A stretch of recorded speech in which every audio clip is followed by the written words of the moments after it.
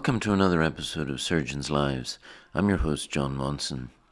My guest today is David Linehan, the current Dean and CEO of the University of Rochester Medical Center in upstate New York.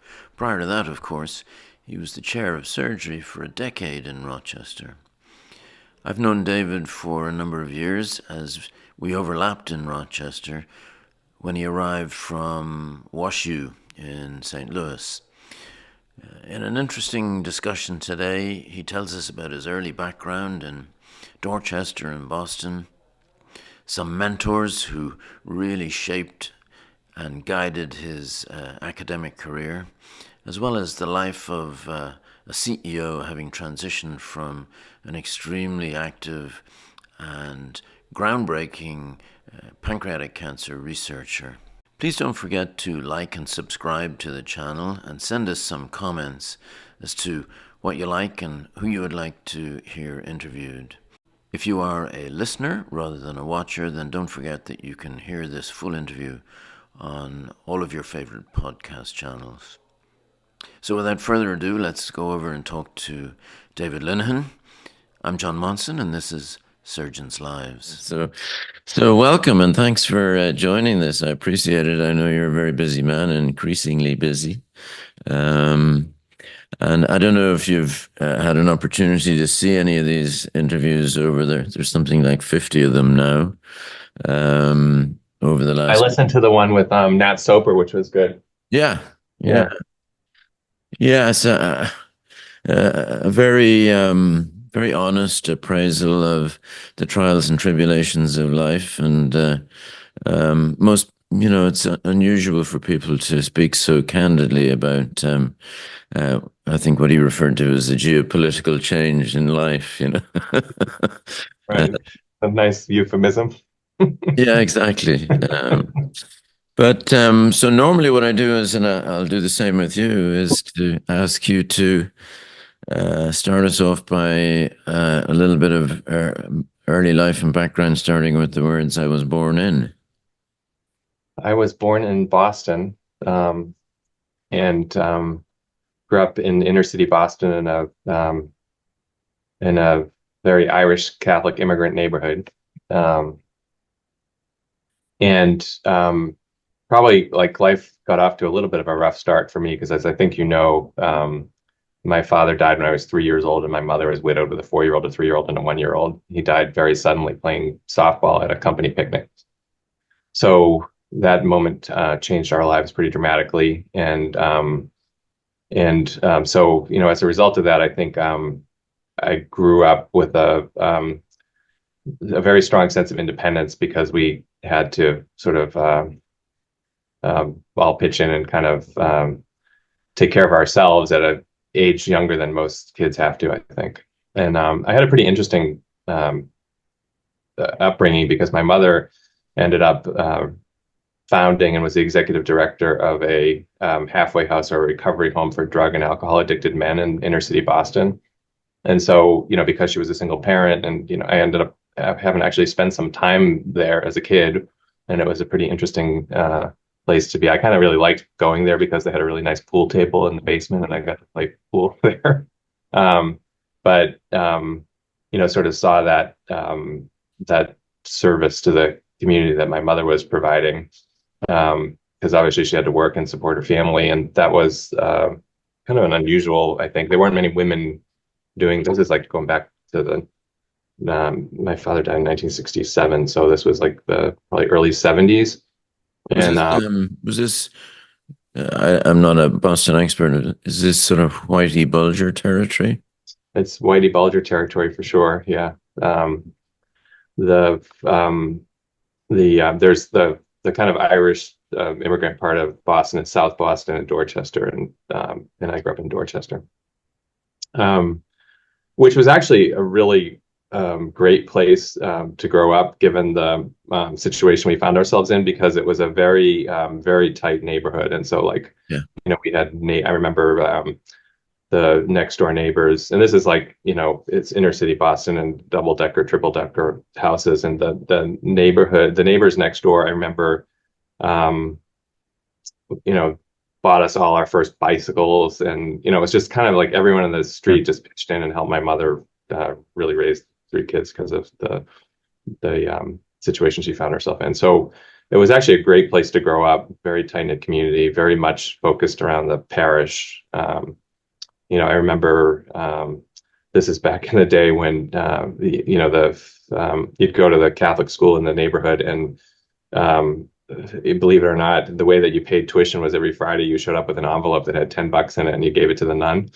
Yeah. And so I remember that. I don't remember it. My mother told me this like 20 years later, but the Monsignor of the parish basically said, "I know you can't afford to send your kids to school here, but make them bring an envelope every week so they don't look different than the other kids." So I had an empty envelope that I handed to them every Friday for the tuition. So it was just a very, very, it was a great place to grow up because of all the community support that we had as a family.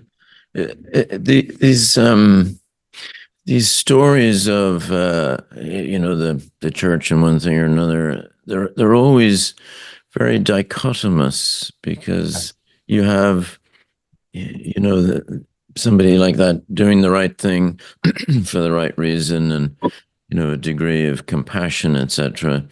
And then there's the spotlight story going on in the Dark side, yeah. And the spotlight story was actually, that was my high school. That broke at my high school. And it was several of my teachers ended up in prison. And so it was that movie was actually really, I don't know if you saw it. I think it won the Academy Award, right, for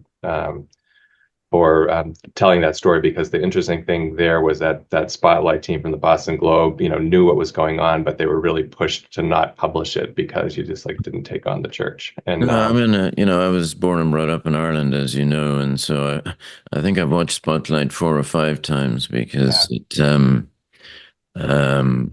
mean, I wasn't brought up in a Catholic household, because I was one of the 5% Protestants, but you saw this. I mean, and the same thing being the Magdalen laundries, where there was one of those 2 miles from my house, and nobody knew. All I knew about it was that it was most bizarre that a laundry had these little vans that used to go around, and it was called the swastika laundry. And the logo on the van was the swastika. Wow. Even then I thought, that's a little weird. Right. I mean, that whole thing was so sad when you think about it, because, and then I went on to the Jesuit high school in Boston. So I was trained by some phenomenal Jesuit priests. But, and it was a very small percentage of the clergy that were involved in that scandal. And so the 95% that weren't, were, so it was very sad. And, there's, as a result of that, scandal, I really haven't practiced in the Catholic Church since then. But when I look back at how they helped my family when we really needed it, it is. I listened to somebody talking about the conflicting emotions of Bill Cosby, somebody who did amazing things for the African American community and bringing people up, and yet at the same time, in another life, was doing evil things. It's how do you get your head around that? Right. Anyway, so and I don't want to speak incorrectly, but Dorchester, if it wasn't the wrong side of the tracks, it was near the tracks. And there you were, a young kid, single parent family. You said it produced a degree of independence in you, but looking back now, did it instill other things in you? And I don't want to put words in your mouth, but yeah, I mean, I think you saw that the way out was education. So I always took that pretty seriously. But I had a job when I was a paper when I was 10 years old. I always had to work, and in many ways, like my mother couldn't really provide for a college education, so I was very fortunate there, because I went to BC High, which was a Jesuit high school, on a full scholarship, and then I went to Dartmouth on a full scholarship. So despite the fact that and I tell that to when I'm advising kids or parents about college, don't ever say to the kid, you can't go because we can't afford it. Because actually, if they can get into some of these elite universities, there's plenty of financial support for kids like that. And that's true here at the University of Rochester. There's a lot of financial aid and support. So that allowed me to, I saw education as the way out.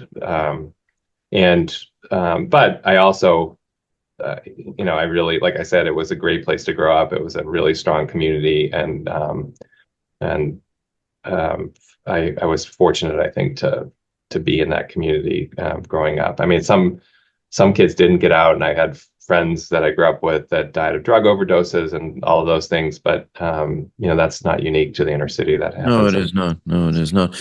There wasn't medicine in the family, or where did the medicine drive come No, it from? was. I mean, I was really the first college graduate in my family, mainly because on both sides were immigrants from Ireland and then immigrants from Canada. My mother's side came from the French-speaking part of Nova Scotia. So my grandfather on my mother's side immigrated to Boston in the Great Depression and was uneducated, and then on my father's side, my father was actually a state legislator, but he was not college educated. He went right into the Marines after high school, and his father was a state legislator. And so then my grandfather died in office young.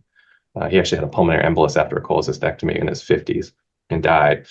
And my father took his seat in the legislature at a very young age. I think he was like 26. He was the youngest legislator in Massachusetts. And then, this is back in the day when John F. Kennedy was the senator from Massachusetts, and my father's, buddies were Tip O'Neill, and he was a kind of promising young legislator, but obviously died in his prime.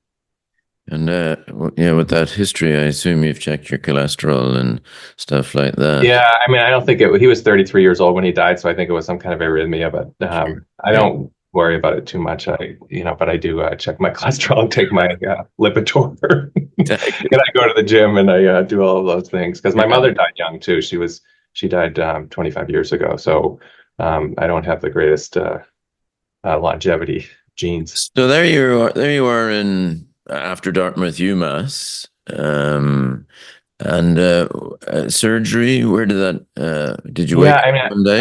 I was one of these medical students that didn't know what I wanted to do, and that's kind of an interesting story because when when I started, I ended up doing surgery as my first rotation, and because I wasn't, I didn't know exactly what I wanted to do. I actually got sent out to the Berkshires, so we had a rotation out in Pittsfield, Massachusetts, out in the Berkshires, and so it was usually, and that was sort of for the people that weren't interested in surgery, because if you're interested in surgery, you stayed at the mothership and, met all the professors. And so I find myself out in the Berkshires in the summer. It was my first rotation, and it was actually pretty nice. We called it camp surgery. All the residents had like motorboats, and you'd finish rounds in the afternoon and go water skiing. And it's like, hey, this surgery thing isn't so bad.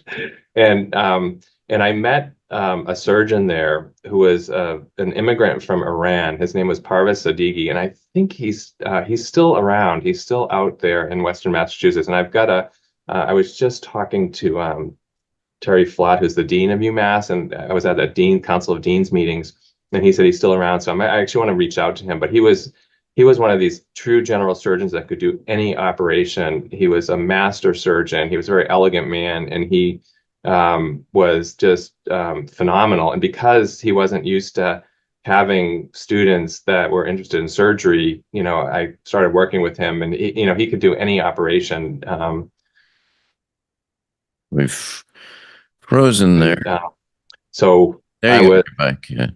Yeah. yeah. So he sort of took me under his wing, and I just, the minute I started working in the operating room, I said, this is what I want to do. And so it was the first rotation, and everything else just didn't compare. And that's how I ended up. And one of the things is like, now that I'm in this role as the dean and the CEO, I'm looking at all these like rural hospitals and care delivery and trying to figure that out, which is a complex problem. And I have a ton of respect for these surgeons that work in rural places that are general surgeons that are really gifted and committed, and in many ways, their job is harder than mine as a pancreas surgeon. I have these patients sort of delivered to me with a diagnosis. I do a Whipple, and I do the same operation over and over again. But I have a lot of respect for these community-based surgeons, and that was true in Boston too. When I trained in general surgery, we spent time at the Mount Auburn Hospital and at the Leahy Clinic and at the VA in Manchester, New Hampshire, and the Cambridge City Hospital. So I had that exposure. And when you're a junior resident, those are actually the guys that teach you how to operate, right? When you're for a junior sure. resident, you're not doing the liver transplant or the complex So bypass. there you have a mentor or a role model, if you like, for surgery, in a community place. And yet and so that, that's somebody who might stimulate you to do surgery. But now look at you sitting in an oak paneled office as CEO and dean and highly successful academic, which is totally different to what that mentor was. Right. So when you're in your, starting residency, what did you see yourself being? Did you see yourself being the guy in the community or the dean? Yeah, I mean, I didn't really, I guess I was a little too naive to have it mapped out in that way because I didn't have, I didn't ever had anyone in my family in medicine, so I didn't really know. And, but I really hit the jackpot when it came to mentors. I mean, Glenn Steele was the Department of Surgery chair when I was a general surgery resident at the Beth Israel, at the Deaconess, New England Deaconess, which became the Beth Israel Deaconess.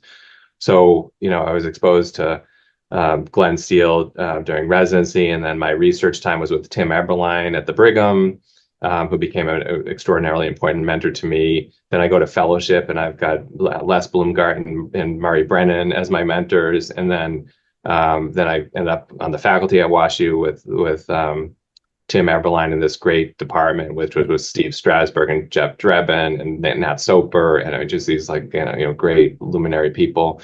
And then I came to Rochester, and my primary mentor was Cy Schwartz. So I just hit the jackpot when it came to mentors all through the entire trajectory of my career. So I consider myself really fortunate for having the opportunity to work with and for these absolute luminary people in surgery, and certainly the interest they took in me shaped my career for sure. But it would be unfair of me to ask you to answer this question for each and every one of them. But if I was to ask you, sort of one thing, that you learned from Glenn Steele and one from Eberline and one from Yeah. Bloomberg, etc. I mean, Yeah. they all contribute. Yeah.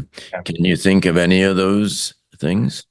Well, Glenn Steele, I think, was just, because sort of navigating the situation in Boston. He started at the Brigham, came over to the Deaconess. He taught me to really teach trainees like gold. He worked to really recruit really, really stellar people. And then when you came and you ended up being on his team, you felt really, really supported by him. And so I think that was an important thing.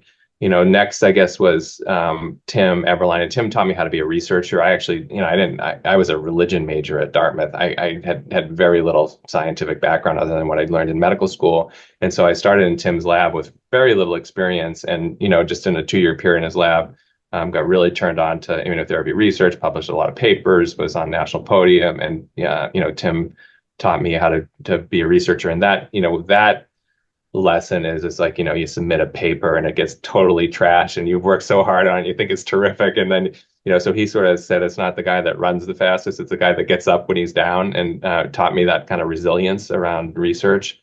And that was a really important lesson for me. Tim also really was somebody that absolutely supported his trainees and his faculty. And, I didn't see that when I was in his lab as a resident, but when I worked for him at WashU, he was a stellar chair. And I mean, he spawned so many leaders in American surgery.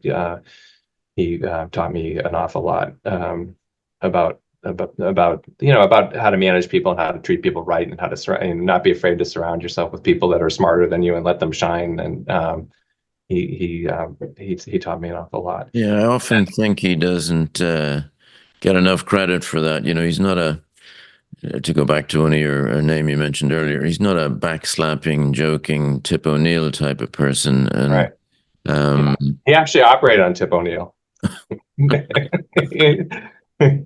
not to breach any HIPAA rules or anything like that, but Yeah, I think it's okay 50 yeah, years later or 40 years later. no, Yeah. as you say, I don't think he gets enough credit for that because he's just not a very Right.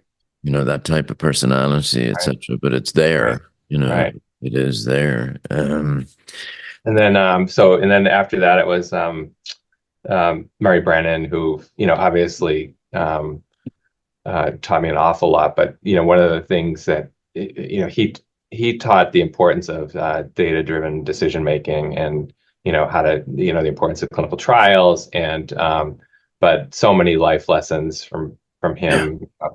The best advice Murray ever gave me is like he said, your kids don't read your CV. They don't care what's on there. Like don't pay attention to the things outside of the hospital, and it goes by really fast. And that was kind of ironic coming from the guy that was always in the hospital at 5 o'clock in the morning. You couldn't get there earlier than him. There's nobody that worked hard or huge busy practice, and he was kind of teaching me about work-life balance. And then Bloomgard taught me how to have fun. The guy was hilarious. I mean, he, he was this, master liver surgeon, most famous liver surgeon in the world. But just being on her service was so much fun. He had the best sense of humor. We laughed a lot. And he was the kind of guy that, you know, when he took interest in you, he wasn't just a mentor, he was a sponsor. He like put you out there and called his yeah, friends when you needed something. And like when I was looking at the job to become chair of of Rochester, I know Bloomgard called Cy Schwartz and said, like, this is your guy. And he was very much someone that was not just a mentor but a sponsor. But he was so funny. I mean, I just remember being in clinic with him, and he's the world's most famous liver surgeon, and they'd be lining up down York Avenue to see him. And I was in a clinic with him, and the patient said, Dr. Bloomgard, thank you so much, but I want to get a second opinion. And you can imagine his response to that is like, okay, well, why don't you just come back tomorrow and I'll tell you again. yeah. He was. I mean, I didn't know him as well as you did, but I knew him a little bit from when he was on the other side of the Atlantic, and he was a multifaceted individual. Yeah, I mean, my friends from Europe would call me and say, "Oh God, you have to work for." He like as he when he came to New York and became the professor, he got it that it was about mentorship and it was about the legacy and the generation. So he treated us like gold, and I didn't get that same sense from my Yeah, friends in Europe. and he, in the 80s, he was vying for primacy in this space with John Terblanche from Right, South Africa, and they, right. I think it's fair to say they did not like each other. Yeah, and Henri Bouzmout too. I mean, he was. I mean, this is like the world of liver surgeons. So they were competitors, and Well, it was, but you also have to remember, Les was a not very tall, dumpy dentist by background, mhm. Jewish dentist, and John Terblanche was a tall, elegant Afrikaner. Yeah. They came from two very different parts of the same society, so they were destined to clash. Right, right, And in addition, of course, they both had diametrically opposite views regarding the management of bile duct cancer. So right. they were set up on the panel to shout at each Yeah, other. yeah. I mean, he was the best. Bloomgar was the best. I mean, I miss him so much. I because even I would sort of reach out to him as a when I was a junior faculty member, just when I'd have a tough case, and he loved Uh, getting those calls. And oh yeah, yeah, um, and we went back as a group of fellows. There were 6 of us that were fellows together, and every year we went back to New York City and took him out to dinner. We did it yeah. for 20 years. Well, Um, interestingly enough, 2 weeks ago, I went to visit Maimonides in Brooklyn to do their site visit for NAPRC. And lo and behold, teaching in Maimonides these days is Murray Brennan. really? Yeah. I didn't see him, but the next day I got an email from him saying, "Hey, I didn't know you were in New York." Oh, I'll have to find out what's going on. I'm actually going to New York in a couple weeks to have dinner with him. So, So yeah, he reached out and said, let's meet for lunch or dinner or something." So mhm. so there you are, cruising along in Wash U, doing great things, and you know, people in that position are, there comes a point where you have to decide that famous Yogi Berra, when you come to a fork in the road, take it. Um, Either stay there forever or make the next jump. Did you always plan to, or what was the thinking? Was it just opportunistic? No, I didn't. I mean, I wasn't really sure. When you're at that point, I think I was 50 years old, and you have a reputation of being a good surgeon, and I've had NIH grants for to supporting my lab, and so when you're a funded investigator and have a reputation of being a good surgeon, the phone starts to ring when you Yeah, get around the age like we do. And I actually I wasn't really looking because I mean, I had the perfect job. I was a division chief at WashU. It was a small division. There's four of us, but all good surgeons, all R1 funded, which is like, I don't think we had the best fellowship in probably in North America. We always competed with Toronto, whether ours was better than theirs. But so I had this kind of perfect job. And then I had Tim Eberline as a boss who was, I had been going back to fellow in his lab. So he was my mentor and I was his protege. And so he gave me everything I needed to be successful. So I had the perfect job. And so I did kind of struggle with whether I wanted to move. And honestly, it was the call from Cy Schwartz, because when Cy Schwartz calls, you pick up the phone and answer. yeah. And he said, I know you're got a good situation, but just come here and look at this. I think it's a great job. We have a really smart hospital administration. It's totally integrated. The medical school is the hospital, and I think it's one of the top jobs in the country right now. So I came and met Cy, and my wife was a little bit interested in a move because she grew up in the Northeast in Vermont and Maine, and her whole family was in Maine, and she's like, could you have taken me any farther from the ocean? Because we were in St. Louis at the time, which I love St. Louis. It was a great place. It was a really nice place to bring kids up, and I was a little happier there than she was. So she said we should go look at that, and she was familiar with Rochester because her cousin had lived here and liked the area and the Finger Lakes, and so we came, and then it was really sort of a heart to heart with Cy, like I think you should do this, and Tim Eberline was upset with me. I mean, he didn't think it was the right move for me, but obviously he was biased. He wanted me to stay at WashU. But why And didn't you think it was the right move for you? I I think that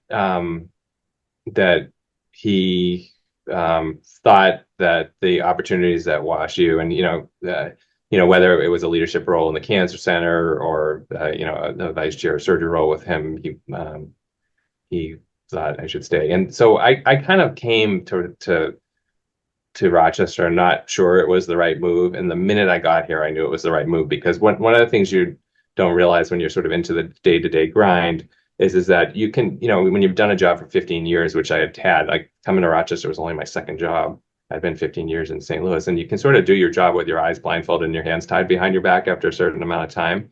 And then when I got here, I was really on a steep learning curve again, which was very reinvigorating. And you were here at Rochester at the time that the department, we were down many faculty members. There was a lot of things that needed to be fixed. So it was kind of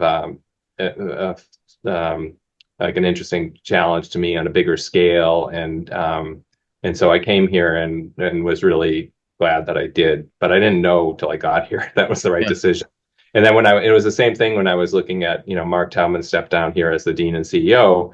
And here I am, I've been 10 years as chair of surgery. We've done a lot of good things. We doubled the number of faculty. We recruited some really stellar people, and I really loved my job, and so it's the same question. Do you throw your hat in the ring for the dean CEO job? And I struggled with that decision more because I didn't want to leave the operating room. I mean, I just love being a surgeon, and it was clear to me that if I took on this new role, with the kind of surgery I do with, liver and pancreas, you can't kind of dabble in that and run a health system and be a dean. And so that was the hard part about that is like, after you've trained to do something, you've been doing it for 25 years. And Yeah, you sort of started the question about the path in the road. So any fork in the road you take, you open doors, but you close doors. And so, sure.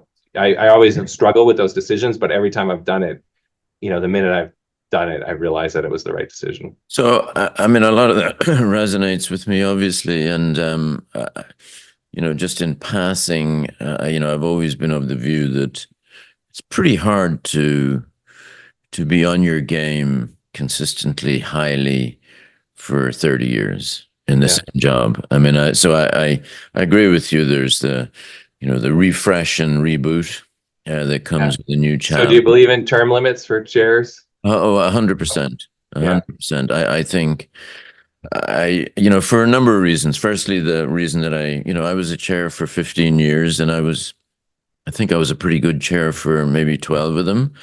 Yeah. Now, and the last three were not the bad ones, but it's hard to sustain it. Yeah.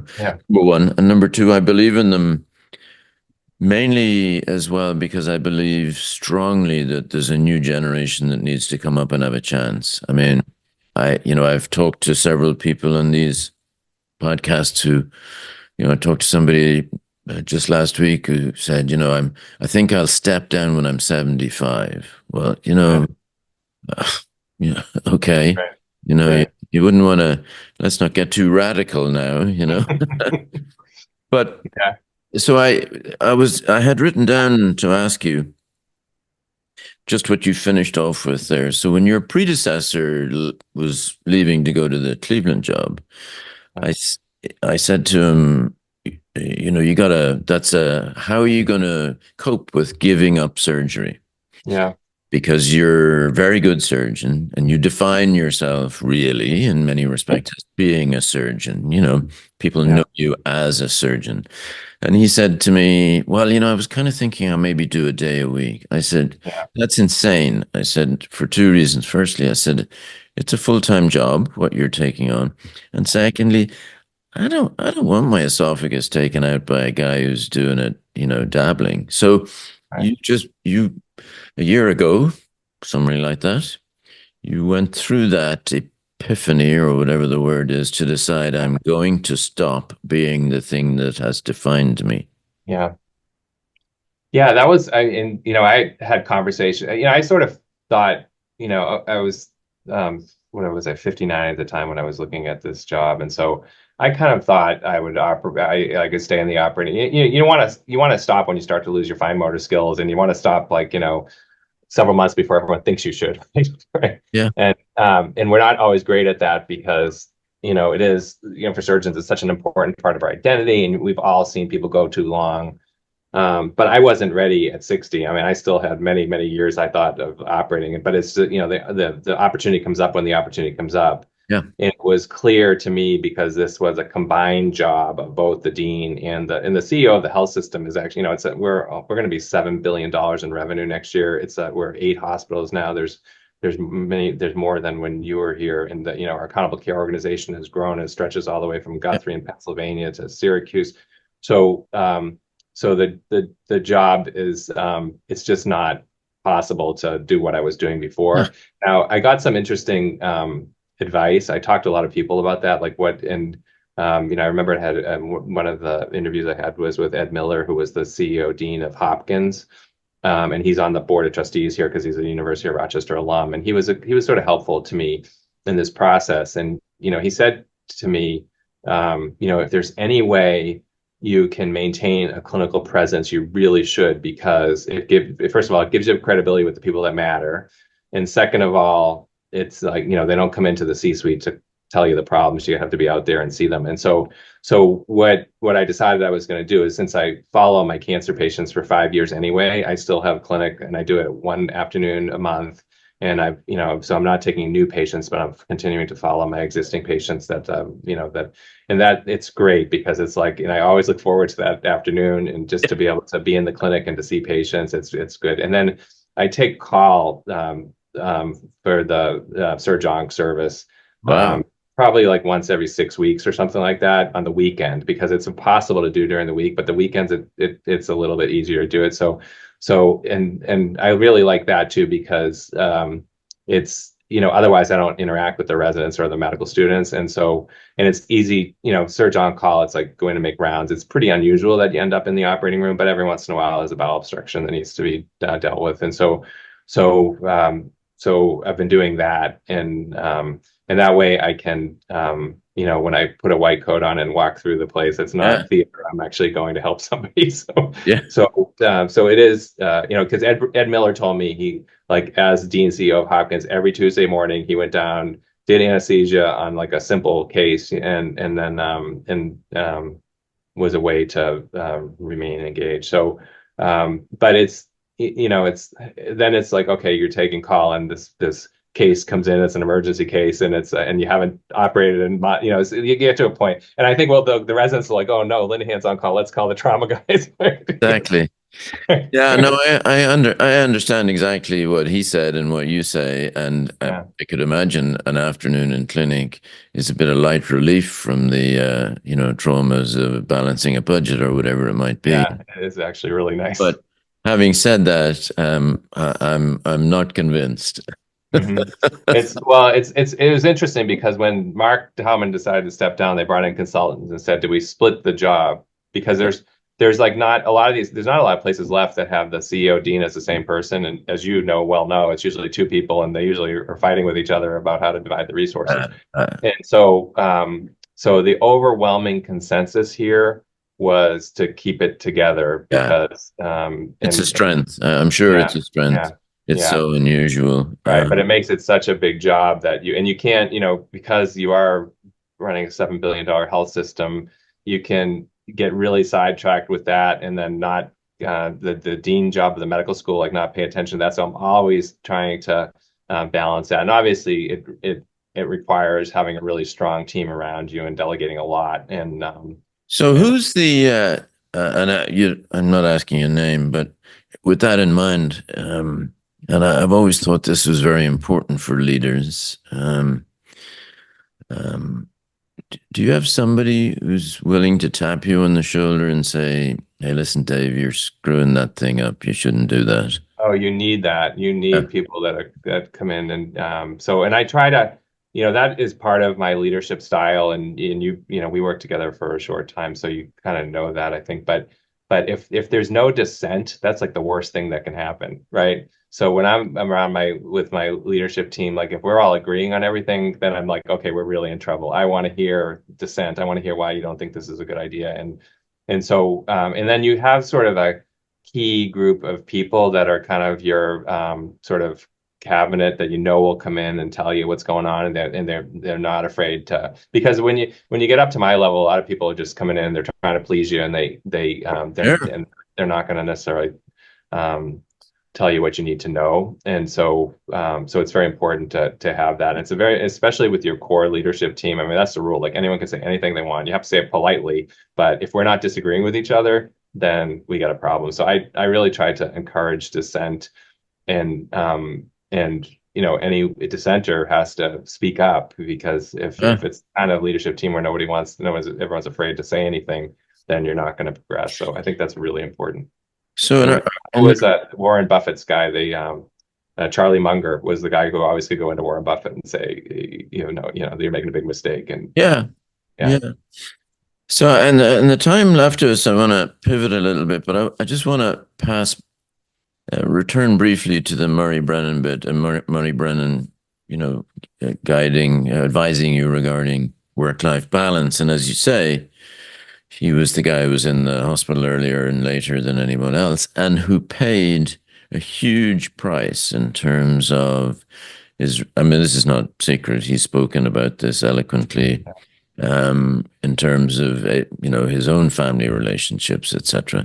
So, what do you've worked in academic institutions that are demanding to yeah. succeed. I mean, you don't get NIH funding because you have 3 days a week to sit and do nothing apart from think. It's evenings, weekends, etc.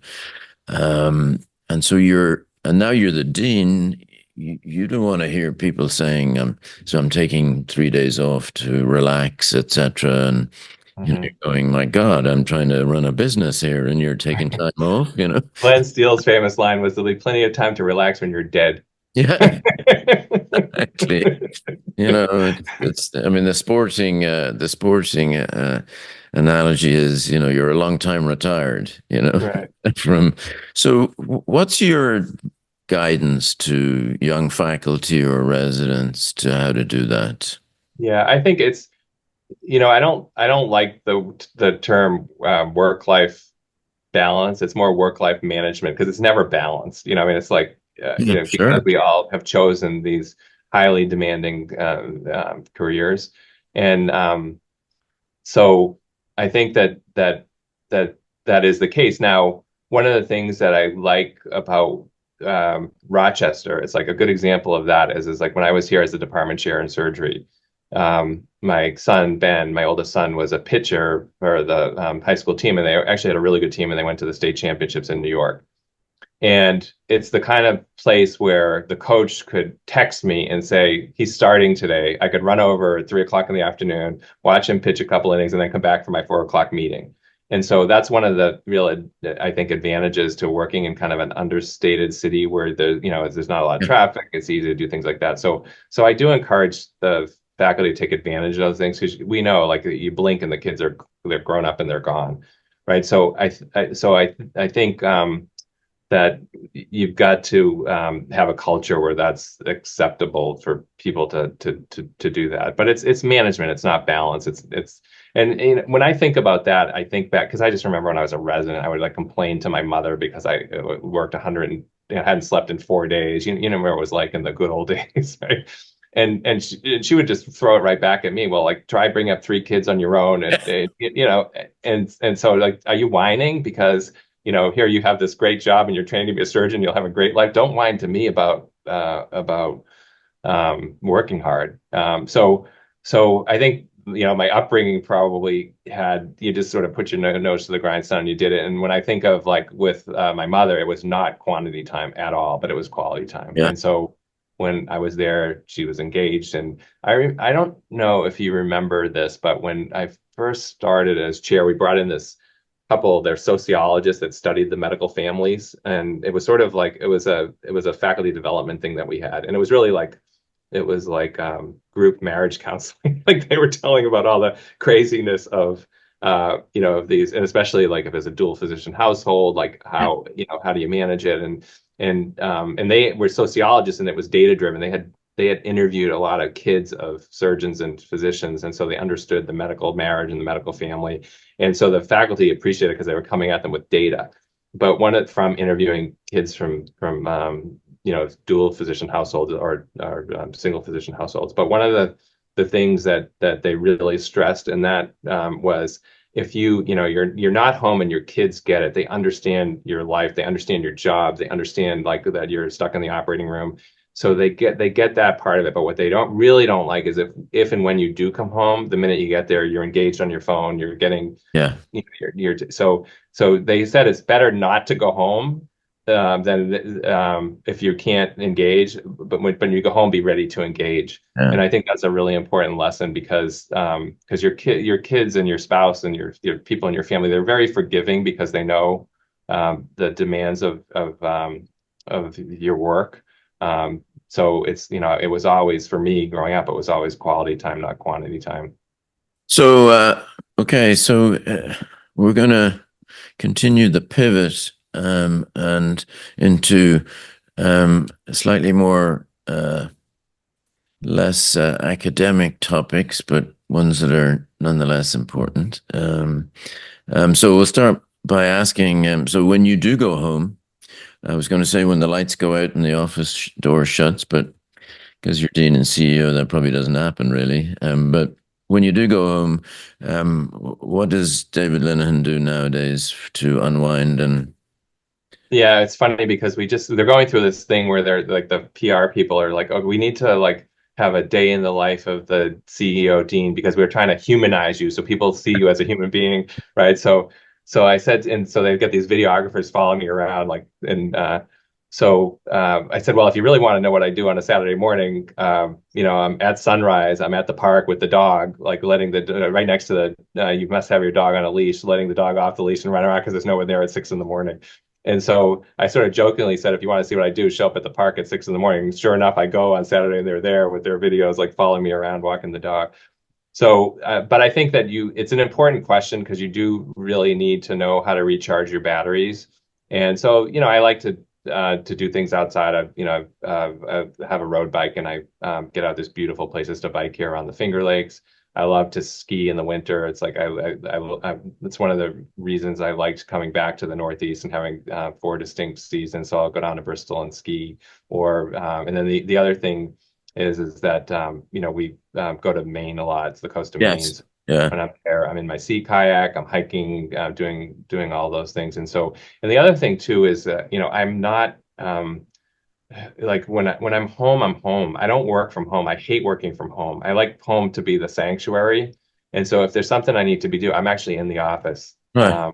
And so I really separate the two. I mean, to the extent you can't, so you get texts and Yeah. you check your emails at 10 o'clock at night and 5 o'clock in the morning, and you're dealing with that. But I don't bring work home. I I'd rather come in here and do it and have that sort of delineation. And like everyone says, oh, stay an extra day in Maine and do Zooms from Maine. And I don't do that because that's my place. That's the place to recharge. That's the sanctuary place. And the minute you say, oh, well, I'll phone into that meeting at 11 and that meeting at 2, even if it's just 2 hours in the day, you're working your day around that and you're not really recharging your battery. So I do think that there's something to separation. Like I would be terrible at working from home. Like you look at these hybrid jobs or these people that Yeah. work completely from home. That I is don't, missing. I don't, I don't believe they're good for mental health. But anyway, okay, so what happens when we die? Oh, that's a good question. That's a very I haven't really had time to think about that one.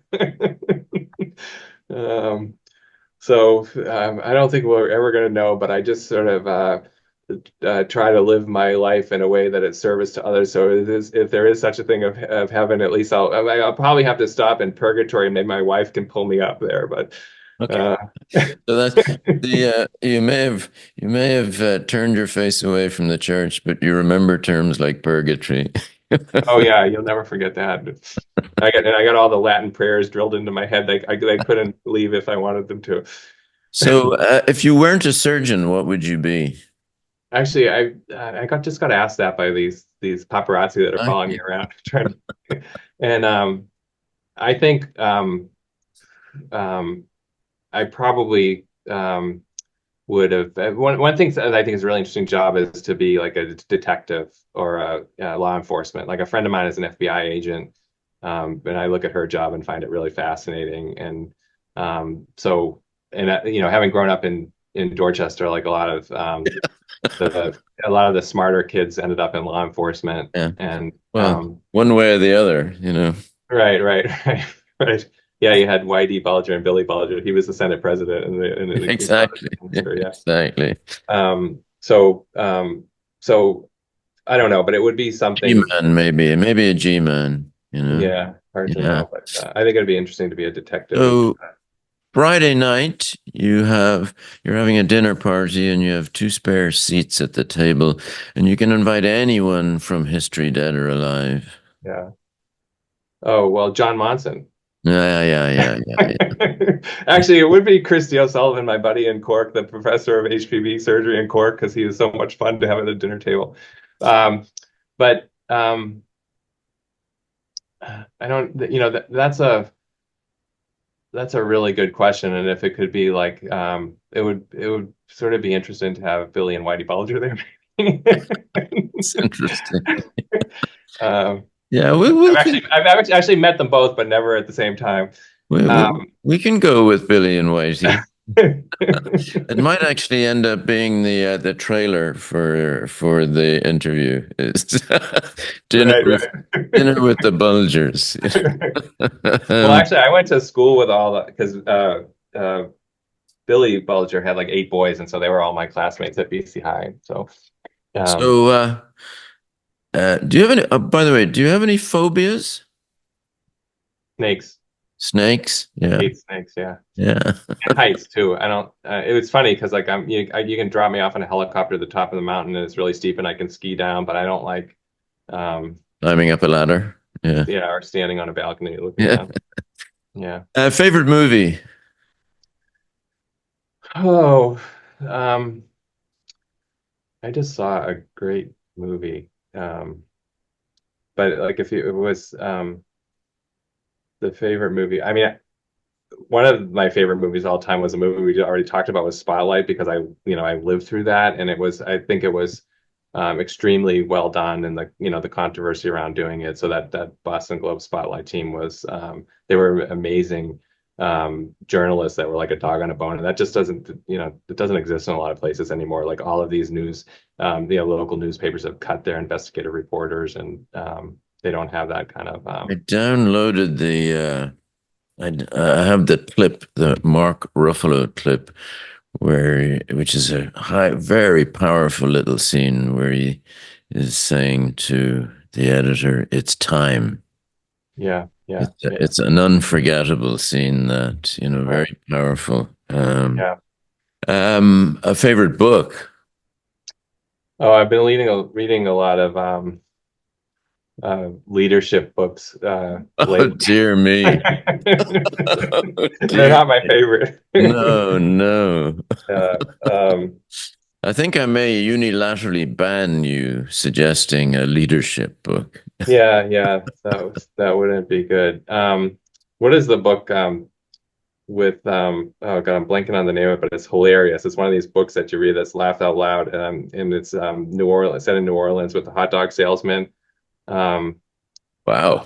God, I'm totally blanking on the name of that Yeah, book. It I was just, shall. it's one of those, like, I like James McBride's books too. Those are really, You're a fiction reader rather than a non-fiction reader. yeah, I tend to be like, actually, I just reread The Warmth of Other Suns, Isabel Wilkerson, mainly because she was just here last week as our keynote speaker for our DEI annual thing that we have, and so I like historic books like that. I just read another really good um, history book by Jill Lepore. I don't know if you know her. She's a historian. I think she's on the faculty there at Harvard or Princeton. She was at one and recently switched, but it's called These Truths, and it's American history from the 1500s to now, and it basically, you know, the premise is these truths: all men are created equal when you have slavery and women can't vote, and she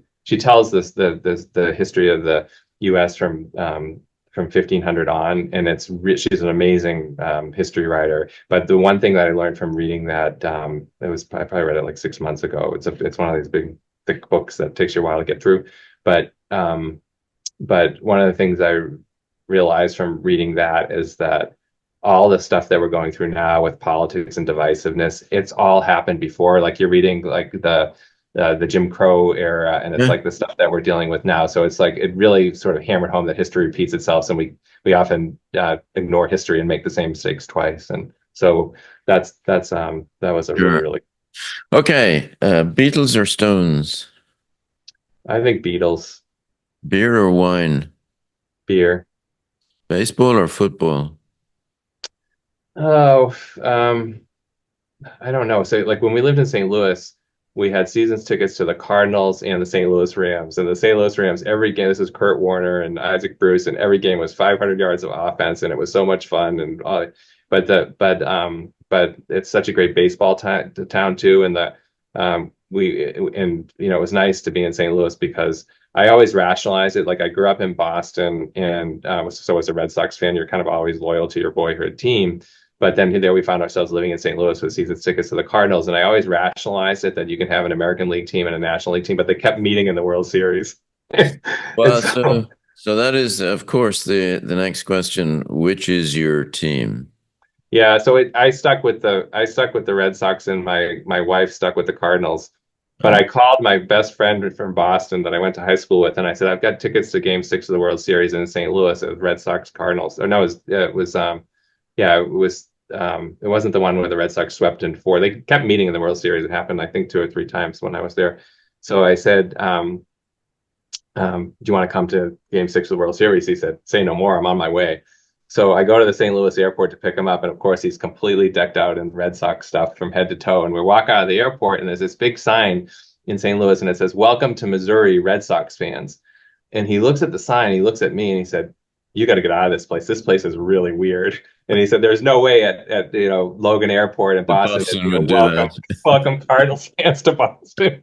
He said, "This Midwest is weird. They're too nice here. You got to come home." Exactly. All right. Last question is, can you tell me something about you that the University of Rochester and your adoring fans don't know? I don't know. They know a lot about me, especially with these paparazzi people following me. But probably that they probably don't know that I was a religion major, and that I went to divinity school in Edinburgh as part of when I was at Dartmouth as part of the religion major. The foreign exchange was to Edinburgh, so I studied religion at Dartmouth, which was really interesting because it wasn't. I think there was like 7 religion professors, 6 of whom were atheists. Like the person that taught me Old Testament was a linguist and could read and write in all these ancient Near Eastern languages. And then all of a sudden, I find myself at New College in Edinburgh, which is actually Church of Scotland training for ministry. So it was like hold hands every meal and pray from this very, very secular department of religion. So that was a very interesting experience. And for my senior thesis, I wrote a paper about how you can say how you can rationalize a omnipotent, benevolent God with an anencephalic child. So wow. Yeah, it was heavy stuff. Yeah, I'll send you that. I'll send you the treatise. I was going to say, yes. Yeah, you've just, kind of ruined the entire interview. Well, you can go home and think about that now and tell me what the answer is. Exactly. Well, listen, David, I want to thank you for spending some of your Saturday chatting about these things. I really appreciate it. And thanks so much for doing it. Yeah, it's good to catch up with you, John. Hopefully I'll see you in person sometime soon. Yeah.